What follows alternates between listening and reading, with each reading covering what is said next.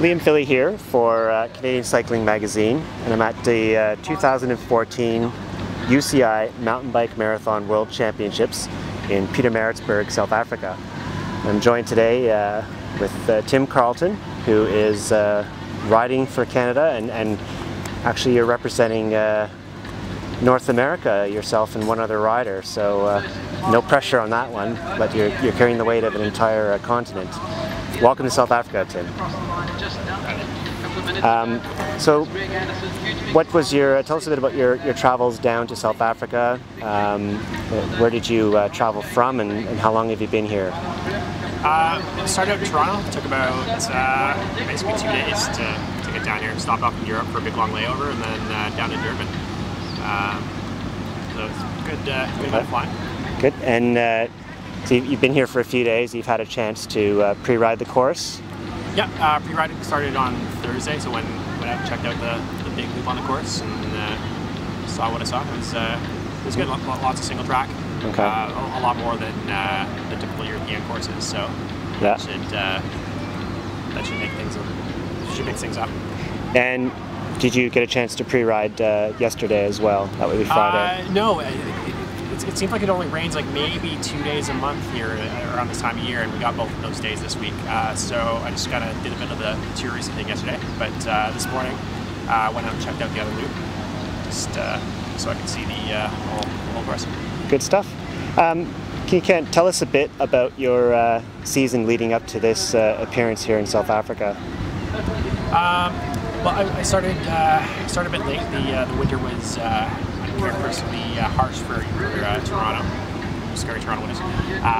So just sort of getting into my fitness right now.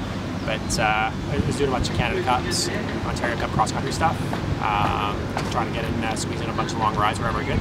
And here we are in late June. Great. And this is not your first time in South Africa. Tell us a bit about your previous experience racing here.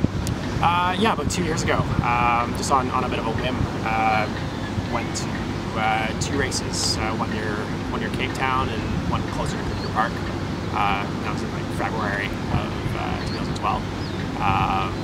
Definitely not in peak form in February, but had a great time on the bike. Got some good hours in. Great.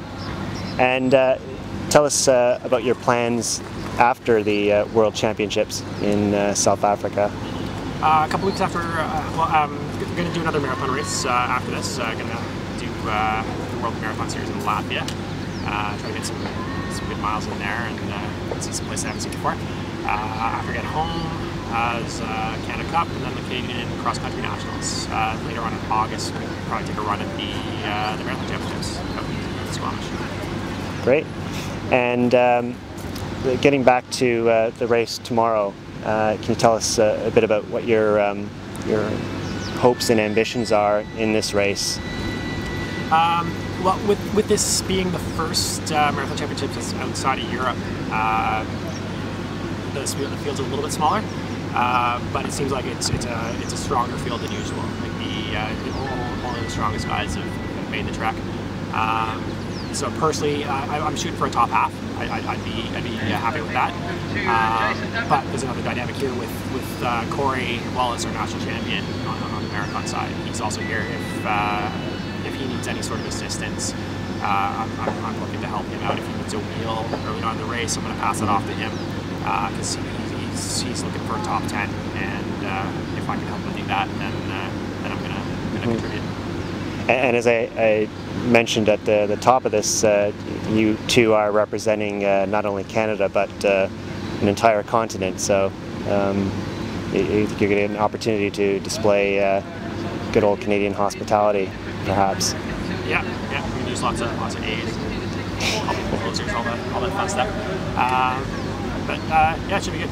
People seem to be super friendly here and kind of amazed, I guess, that we come all this way. But it's South Africa. It's a beautiful place. I love coming here. I definitely want to come back. And I was going to ask that. Any plans or hopes to come back to South Africa and race some more? Yeah, well, there's a pretty well-established national marathon series here. There's also obviously a whole bunch of those that I haven't done, so I can do that. But there's also the Cape Epic that I'm quite curious about. That's early season, so be a lot of training involved. A lot of specific training on the trainer and skiing and that sort of thing.